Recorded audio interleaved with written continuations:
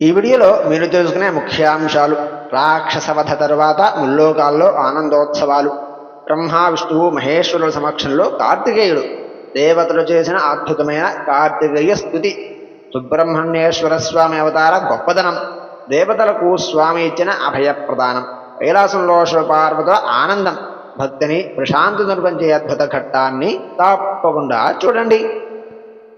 ఇక ఈ వీడియోలో దేవతలు కార్తికేయుని స్తోత్రము చేయుట అనే ఘట్టం గురించి తెలుసుకుందాం. బ్రహ్మదేవుడు నారదుడితో ఈ విధంగా చెబుతున్నాడట: కుమారుని చేత తారకుడు సంహరించబడగానే విష్ణుమాది దేవతలు ఇతరులు ఆనందంతో శంకరతాయుడిన స్తోత్రం చేశారు. దేవతలంతా ఇలా అంటున్నారు: కళ్యాణ స్వరూపుడైన జగత్తుకు మంగళమును ఇచ్చేటటువంటి వాడవు, విశ్వమునకు బంధువైన విశ్వమును సంకల్పించి సృష్టించినట్టు నీకు అనేక నమస్కారములు. రాక్షస శ్రేష్ఠుడైన తారకాసుని బాణాసుని సంహరించిన దేవా నీకు నమస్కారము. ఓ శంకరపుత్ర, రణంబుని సంహరించిన పవిత్ర స్వరూపుడైన నీకు అనేక నమస్కారములు. ఓ అగ్నిపుత్ర, జగత్తుల సృష్టి లయములకు కర్తవు నువ్వే కదా, ప్రసన్నుడే కావాలి. ఓ శంభుపుత్ర, దీనబంధు, నువ్వు ప్రపంచరూపుడివై విస్తరించి ఉండగా ప్రాణులన్నీ బింబరూపుడువైన నీకు ప్రతిబింబాలై ఉన్నాయి. స్వామి ప్రభు, దేవతలను రక్షించే నువ్వు మమ్మల్ని ఎల్లప్పుడూ రక్షించు. కరుణానిధి, దేవతల ప్రాణములను రక్షించినవాడా, మా పట్ల ప్రసన్నుడివై ఉండు. ప్రభువు పరమేశ్వర, నువ్వు తారకాసుడిని వాడి పరివారముతో సహా సంహరించి దేవతలందరినీ కష్టంలో నుండి బయటపడివేశావు అంటూ స్తోత్రం చేసిన దేవతలందరికీ వరుసగా కొత్త వరాలను ఇచ్చాడు కుమారస్వామి. ఆ శంకరపుత్రుడు స్తోత్రం చేస్తున్న పర్వతులను చూసి మిక్కిలి ప్రసన్నుడై వారికి వరములను ఇచ్చి ఈ విధంగా అంటున్నాడు: పర్వత రూపులైన మీరంతా తపశ్శాలులకు పూజించదగిన వారు, కర్మస్థుల చేత జ్ఞానుల చేత సేవింపదగిన వారు అవుతారు. ఓ పర్వతార, నా మాటచే మీరు శంభులింగాకారమును పొందుతారనడంలో ఎటువంటి సందేహము లేదు. నా మాతామహుడు పర్వతరాజైన హిమవంతుడు మహాత్ముడై తపశ్శాలులకు ఫలమునిచ్చేవాడు అవుతాడు అని అన్నాడు. ఈ విధంగా వరాలిచ్చిన కుమారస్వామికి ఇలా అంటున్నారు దేవతలు: రాక్షసరాజైన తారకాసుని సంబంధించి నువ్వు మమ్మల్ని అందరినీ మాత్రమే కాదు, చరాచర ప్రాణకోటనంతటినీ సుఖపెట్టావు. ఇప్పుడు నువ్వు ప్రీతితో శివుని నివాసమైన కైలాసమును, తల్లిదండ్రులైన పార్వతీ పరమేశ్వరులను చూడు అన్నారు దేవతలు. బ్రహ్మాదేవతలంతా కుమారుని అనుమతి తీసుకొని పెద్ద పండుగ చేసి కుమారునితో పాటు కైలాసానికి వెళ్ళారు. కుమార ప్రభువు శంకరుని నివాసము మహామంగళకరమైన కైలాసము వెళుతూ ఉండగా జయ జయ ధ్వానములు బయలుదేరినాయి. గొప్ప సంపదలతో విరాజిల్లుతున్న, సర్వత్రా అలంకరింపబడిన సుందరమైన ఆకాశంలో విరాజిల్లే విమానాన్ని ఎక్కాడు కుమారుడు. ఓ నారద, నేను విష్ణువు ఆ సమయంలో గుహుడైన శిరస్సుపై మిక్కిలి ఆనందంతో చామరాలను గట్టిగా పట్టుకుని ఉన్నాము. ఇంద్రాది దేవతలు నాలుగు వైపులా నిలబడి తగిన విధంగా గుహుడిని సేవిస్తూ ఆనందంగా వెళ్ళారు. అక్కడ ఆనందంతో శంభుని విజయాన్ని దగ్గరగా తెలియజేస్తూ కైలాసంలోకి ప్రవేశించి మళ్ళీ మంగళ శబ్దములు అక్కడ కూడా పలికారు. విష్ణువాది దేవతలంతా వెంటనే శివపార్వతులను దర్శించుకొని భక్తితో చేతులు జోడించి నమస్కరించి వినయంతో నిలబడ్డారు. కుమారుడు కూడా వినయంతో కూడిన మనస్సుతో విమానంలో నుండి దిగి ఆనందంతో సింహాసనందున్న శివపార్వతులకు నమస్కరించారు. ఓ నారద, ఆది దంపతులైన పార్వతీ పరమేశ్వరుడు ప్రాణప్రియమైన తన పుత్రుడైన కుమారుని చూసి మిక్కిలి ఆనందించారు.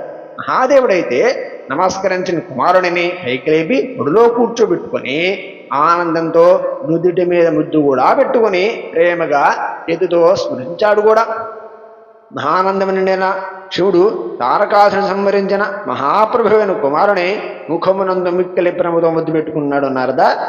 పార్వతీదేవి కూడా అతడిని పైకి లేవదీసి తన ఒడిలో కూర్చోబెట్టుకొని మిక్కిలి ప్రేమతో తన నుదుటిపై మరలా ముద్దు పెట్టినది నారద. ఓ నారద, లోకాచారం పాటించే ఆది దంపతులైన ఆ పార్వతీ పరమేశ్వరులకు ఆ సమయంలో మహానందము క్షణక్షణానికి పెరుగుతూ పోయినది. అప్పుడు శివుడి నివాసంలో పెద్ద ఉత్సవమే జరిగినది నారద. సర్వత్రా జయ జయ ధ్వానములు, నమస్కార శబ్దములు వినిపించినాయి. ఓ నారద, విష్ణువాది సర్వదేవతలు, మునులు పార్వతీ పరమేశ్వరులను ఆనందంతో నమస్కరించి స్తోత్రం కూడా చేశారు. దేవతలంతా ఇలా అంటున్నారు: దేవదేవ, మహాదేవ, భక్తులకు అభయమిచ్చేవాడా, నీకు అనేక నమస్కారములు. కృపానిధి మహేశ్వర మహాదేవ నీ లీల మిక్కిలి అద్భుతమైనది, సత్పురుషుకు సుఖాన్ని కలిగిస్తుంది. దీనులకు బంధువైన ఓ మహాప్రభు, సనాతనుడవైన నీ విషయంలో, నీ పూజా విషయంలోనూ మేము ఈ విధమైన వ్యామోహను పొందిన బుద్ధితో అజ్ఞానమై ఉన్నాము. ఓ ప్రభు, నిన్ను పిలవడం గాని నీ అద్భుత లీల గాని మాకు తెలియదు.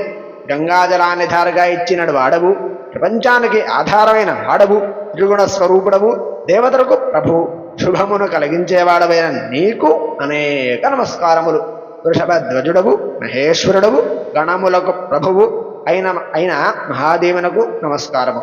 ఓ నాథ, త్రిగుణ స్వరూపుడవైన లోకాలన్నిటినీ సృష్టించి పాలించి పోషించి సంహరించే నీకు అనేక నమస్కారములు. నువ్వు శాశ్వతుడివి, సంగము లేనివాడివి, చేతిలో దండము ధరించే నృత్య స్వరూపుడివి, చేతి యందు పాశమును ధరించేవాడు, వేద మంత్రముల చేత ప్రతిపాదింపబడేవాడు, ప్రళయకాలములో అనేక విధాలుగా ప్రాణులను రక్షించేవాడు అయిన నీకు నమస్కారము.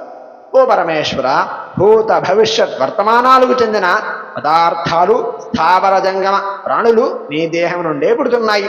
స్వామి, మమ్మల్ని ఎల్లవేళలా రక్షించు. భగవాన్ ప్రభు, ప్రసన్నుడవు కావాలి. పరమేశ్వర, మేము నిన్ను అన్ని విధాలుగా శరణు వేడి ఉన్నాము. నీలముగా ఉన్న భాగము తప్ప మిగిలిన కంఠమంతా తెల్లగా ఉన్నవాడవు, స్వాహాకార స్వరూపుడవు, రూపము లేనివాడవైన రూపాన్ని ధరించి సర్వరూపాలు తానే అయిన రుద్రునకు అనేక నమస్కారములు. విజయమును ధరించడం వలన నీలము రంగు కంఠము గలవాడవు, చితాభస్మాన్ని అవయవాలపై ధరించిన వాడవు, నిత్యము నల్లని కేశములు గలవాడవు అయిన శివుడికి అనేక నమస్కారములు. అందరి చేత నమస్కరింపబడు రూపమును గలవాడు, యోగుల చేత ఉపాసింపబడేవాడు, లయకాలంలో ప్రాణులను సంహరించేవాడవు, అందరి చేత పూజింపబడే పాదములు గలవాడు అయిన మహాదేవునికి వందనము. నువ్వు దేవతలందరిలో బ్రహ్మవి, రుద్రులలో కంఠమునందు నీలం రంగు కలవాడివి, దేహమునందు రక్తవర్ణము గల శివుడివి, సమస్త ప్రాణులోని ఆత్మవి నువ్వే. సాంఖ్యులు నిన్ను పురుషుడు అని వర్ణిస్తారు. పర్వతాలలో మేరు పర్వతానివి నువ్వే, నక్షత్రాలలో చంద్రుడివి నువ్వే, ఋషులలో వశిష్ఠుడివి నువ్వే, దేవతలలో ఇంద్రుడివి నువ్వే, వేదాలన్నిటిలో ఓంకార మంత్రము నువ్వే. మహేశ్వర, రక్షించు. నువ్వు లోకహితాన్ని కోరుకుంటూ ప్రాణులకు రసాన్ని పుష్టిని ఇచ్చి రక్షిస్తున్నావు. మహేశ్వర, మహాత్మ, ప్రాణుల పాప పుణ్యములను సాక్షివి నువ్వే కదా. ఓ దేవదేవ, నీ ఆజ్ఞ పాలించే మమ్మల్ని ఆనందపెట్టు. కోట్లాది రూపాలను నిన్ను చూశాము, కానీ నీ విభూతులకు అంత మాత్రం చూడలేకపోయాము. ఓ దేవదేవ, నీకు నమస్కారము. విష్ణువాద దేవతలందరూ కుమారుని ఎదురుగా పెట్టుకుని శివుడిని ఎదురుగా నిలబడి ఈ విధంగా స్తోత్రం చేసి అనేక నమస్కారములు చేశారు. సర్వేశ్వరుడు, జగన్నాథుడు, దయానిధి అయిన శివుడు దేవతల స్తోత్రాన్ని విని మిక్కిలి ప్రసన్నుడై నవ్వాడు. పరమేశ్వరుడు దీనులకు బంధువు, సత్పురుషుకు గతి అయిన శంకరుడు మిక్కిలి ప్రసన్నుడై దేవతాశ్రేష్ఠులైన విష్ణువాది దేవతలతో ఇలా అంటున్నాడు. ఓ హరి, ఓ బ్రహ్మ, దేవతలారా, నా మాట శ్రద్ధగా వినండి. దయానిధినైన నేను సత్పురుషులను, దేవతలైన మిమ్మల్ని అనేక విధాలుగా రక్షిస్తాను. మీరు దుష్టులను దండించి భక్తులను ప్రేమించే త్రిలోకనాథుడైన శంకరుడిని. నేనే ప్రాణాలన్నిటినీ సృష్టించి పోషించి పాలించి సంహరిస్తాను కూడా. అయినా నాకు ఏ వికారము లేదు. ఓ దేవశ్రేష్ఠులారా, మీకు దుఃఖము కలిగినప్పుడు సుఖం కోసం మీరు నన్ను సేవించండి అని అన్నాడు. విష్ణువాది దేవతలు మునిశ్రేష్ఠులు శివుని చేత ఈ విధంగా ఆజ్ఞాపింపబడిన వారై ఆనందంతో శివపార్వతులకు కుమారస్వామికి నమస్కరించారు. ఓ నారద, వారు పార్వతీ పరమేశ్వరుడు యొక్క శంకరపుత్రుని యొక్క సుందరమైన కీర్తిని గానం చేస్తూ పరమానందాన్ని కూడా పొందారు. వారి వారి స్థానాలకు వెళ్ళారు. నారద, పరమేశ్వరుడైన శివుడు పార్వతో కుమారస్వామితో గణములతో కలిసి ఆ పర్వతనందు ఆనందంగా నివసించాడు. ఓ నారద, నీకు కుమారుని చరిత్రమును, సుఖకరమైన దివ్యమైన శివుని చరిత్రను సంపూర్ణంగా చెప్పాను కదా. ఇక మీదట ఇంకా ఏమి వినాలనుకుంటున్నావు అని అన్నాడు బ్రహ్మగారు నారదునితో. హరి ఓం తత్సతు. ఇంద్రులతో దేవతలు కార్తికేయును స్తోత్రం చేయుట అనే ఘట్టం పరిసమాప్తి. రేపటి వీడియోలో పార్వతి తనవాడు కావాలనుకునుట, గణేశుని సృష్టించుట అనే దాని గురించి తెలుసుకుందాం. స్వస్తి. ఇప్పటి వరకు చూసిన ప్రతి ఒక్కరికి ధన్యవాదాలు. ఇలాంటి అద్భుతమైన వీడియోల కోసం ఇప్పుడు శివభక్తుడు ఛానల్ని సబ్స్క్రైబ్ చేసుకోండి.